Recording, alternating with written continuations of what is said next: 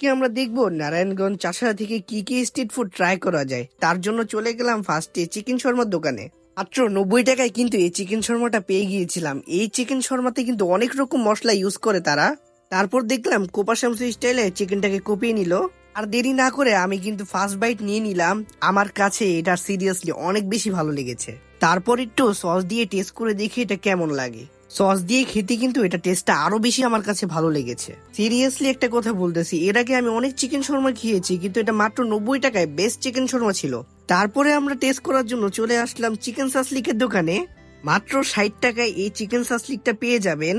নারায়ণগঞ্জ চাষারা কিন্তু স্ট্রিট ফুডের জন্য বিখ্যাত একটা জায়গা। আমরা একটু চিকেন সাসলিকের সাথে লুচি দিয়ে টেস্ট করে দেখলাম। এটার টেস্টটা কিন্তু আমাদের কাছে খুবই ভালো লেগেছে। চিকেন সাসলিক আর লুচি সহ আমাদের বিল হয়েছিল 80 টাকা। ওরা কিন্তু পার পিস লুচি মাত্র 5 টাকায় বিক্রি করে।